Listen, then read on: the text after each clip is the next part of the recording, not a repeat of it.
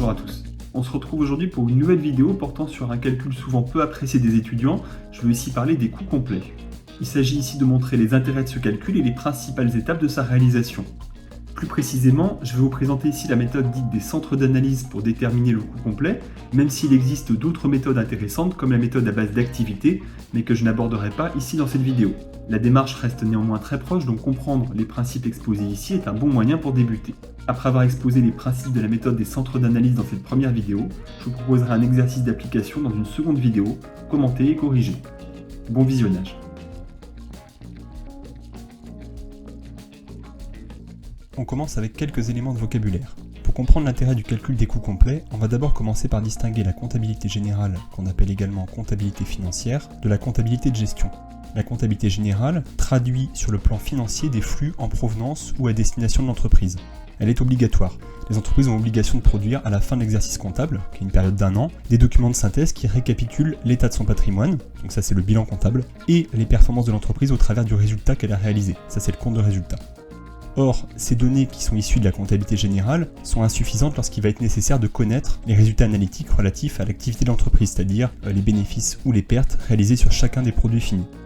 La comptabilité de gestion est donc une activité complémentaire à la comptabilité générale et elle a pour objet de comprendre et d'analyser la formation des coûts dans l'entreprise. Contrairement à la comptabilité générale, la tenue d'une comptabilité analytique n'est pas obligatoire. Elle est donc mise en place dans les entreprises que dans la mesure où elle présente une utilité pour améliorer la gestion. Il y a bien un lien entre comptabilité générale et comptabilité de gestion. La comptabilité de gestion va utiliser les données fournies par la comptabilité générale qu'elle va retraiter selon des critères définis en interne. En reclassant les charges et les produits de la comptabilité générale en fonction de leur rôle dans l'entreprise, la comptabilité analytique permet d'approfondir l'analyse de l'activité et d'obtenir le coût des biens et des services produits et vendus. Ça nous amène à distinguer deux types de coûts, des coûts partiels et des coûts complets. Un coût est un ensemble de charges relatives à une activité déterminée ou une partie de cette activité. Les coûts partiels sont les coûts obtenus en incorporant qu'une partie des charges pertinentes en fonction du problème à traiter, tandis que les coûts complets sont les coûts constitués par la totalité des charges relatives à l'objet du calcul. Au sens strict, selon les coûts calculés, on distingue la notion de marge et la notion de résultat. La marge va représenter la différence entre le chiffre d'affaires et un coût partiel, alors que le résultat analytique va représenter la différence entre un chiffre d'affaires et un coût complet. Dans les charges d'une entreprise, certaines sont facilement affectables à un produit ou une opération déterminée, ce sont les charges directes. On peut les affecter sans ambiguïté et sans calcul préalable au coût d'un produit ou d'un établissement. Les charges indirectes, au contraire, sont des charges qui ne peuvent pas être affectées directement puisqu'elles concernent plusieurs produits ou l'ensemble de l'entreprise. Les charges indirectes vont être réparties dans des centres d'analyse grâce à des clés de répartition, puis imputées en fonction du nombre d'unités d'œuvre consommées. Ça fait déjà beaucoup de vocabulaire et c'est pour cela que ça vous paraîtra plus clair avec l'exemple qui arrivera ensuite. Je vais quand même définir les termes employés. Alors un centre d'analyse, c'est un compartiment comptable de l'entreprise où sont analysés et regroupés des éléments de charge indirects avant qu'on les impute au coût des produits. Les centres d'analyse correspondent à une division de l'entreprise représentative de son activité. Par exemple, de manière classique, on pourra trouver dans le cadre d'une entreprise industrielle un centre approvisionnement, des centres d'analyse liés à la production et un centre distribution. Les clés de répartition, quant à elles, correspondent au choix par le contrôleur de gestion de l'affectation des charges indirectes dans les différents centres d'analyse.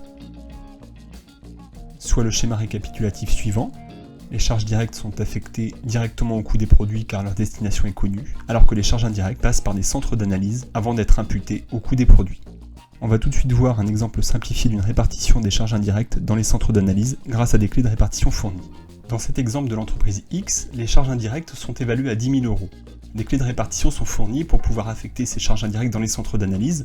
En fait, les clés de répartition correspondent ici au pourcentage que vous voyez dans les différents centres d'analyse. Par exemple, pour les services extérieurs dont le montant des charges indirectes est évalué à 5 000 €, 70% de ces charges sont réparties dans le centre achat et 30% dans le centre distribution. Donc les charges indirectes concernent ici les services extérieurs, les charges de personnel et les dotations aux amortissements, pour un montant total de 10 000 €.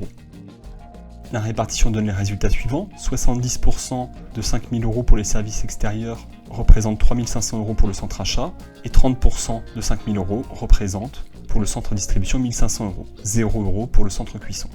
De la même manière, les charges de personnel sont réparties dans le centre achat à hauteur de 760 €, 1 900 € dans le centre cuisson et 1 140 € dans le centre distribution.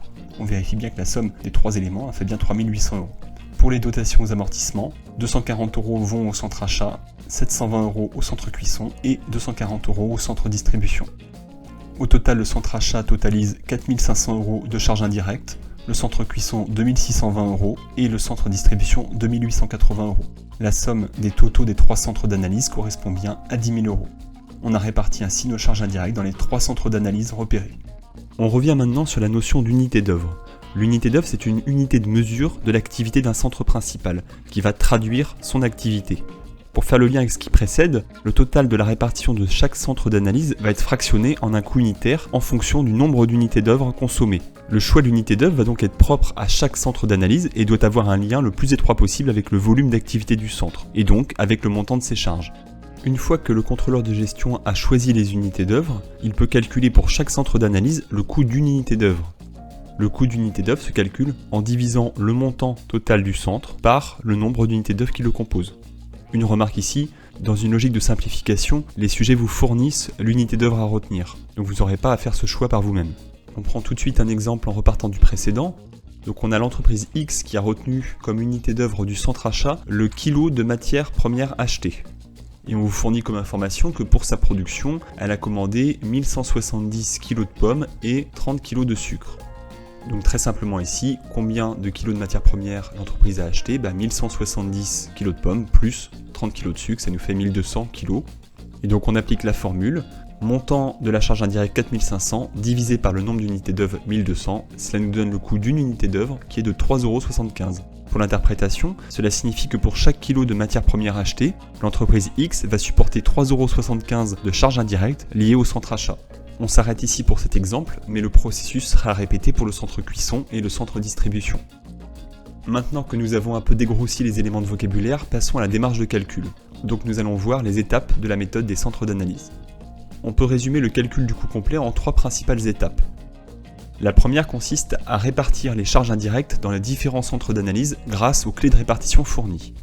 Deuxième étape, il s'agit de déterminer le nombre et le coût des unités d'œuvre pour chacun des centres d'analyse. C'est ce que nous venons de faire dans l'exemple précédent. La troisième étape enfin consiste à affecter les charges directes et les charges indirectes au produit en fonction des étapes du processus, qu'il s'agisse d'un coût d'approvisionnement, d'un coût de production ou d'un coût complet qui tient compte des différentes étapes jusqu'à la distribution. Le coût de revient est le coût complet du produit à son stade final. Dans une entreprise qui possède une activité industrielle, la logique d'élaboration des produits elle comprend généralement 3 étapes, une phase d'approvisionnement, une phase de production et une phase de distribution. L'obtention d'un coût de revient, donc un coût complet, se fait par intégration successive des différents coûts. Donc le coût d'approvisionnement, qui est appelé ici coût d'acquisition des matières premières achetées, puis le coût de production des produits fabriqués, et enfin le coût de revient complet des produits vendus. Le premier coût qui peut être calculé est le coût d'approvisionnement. On va ajouter les charges directes d'approvisionnement avec les charges indirectes d'approvisionnement. Ça nous donnera le coût d'approvisionnement ou le coût d'acquisition des matières premières achetées. En repartant de ce coût, on peut ajouter les charges qui sont liées à la production, donc les charges directes et les charges indirectes de production. On arrive ici au coût de production des produits fabriqués. Enfin, en ajoutant les charges directes qui ne concernent pas la production, donc par exemple des charges de distribution, et les charges indirectes hors production, que cela concerne l'administration ou la distribution, on parvient au coût de revient complet des produits vendus.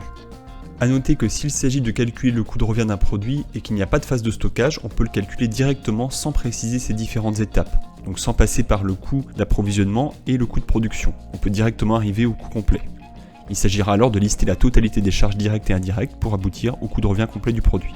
En fait, la présence de stocks initiaux va compliquer les étapes du calcul car il faudra appliquer une méthode de valorisation des stocks, qu'on ne verra pas ici par souci de simplification. Donc on fait l'hypothèse qu'il n'y a pas de stock ou qu'on produit en flux tendu, c'est-à-dire une production à la commande. Donc en l'absence de stock, on peut déterminer le coût complet d'un produit en un seul tableau.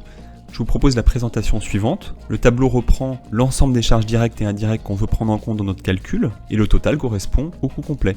Si je souhaite calculer uniquement le coût d'approvisionnement, je ne retiendrai que les charges directes et indirectes liées à l'approvisionnement, par exemple les achats de matières premières pour les charges directes et le centre achat pour les charges indirectes. Si je veux calculer le coût de production, je repars de mon coût d'approvisionnement et j'ajoute les charges directes et les charges indirectes liées à la production. Par exemple la main d'œuvre directe pour les charges directes, donc ce qu'on appelle MOD, et les charges indirectes du centre cuisson pour la partie charges indirectes. On en a terminé avec la partie théorique, on va pouvoir maintenant mettre en pratique la méthode des centres d'analyse au travers d'une application commentée et corrigée. Je vous invite donc à cliquer sur la prochaine vidéo pour découvrir le cas d'entreprise La Petite Boucle.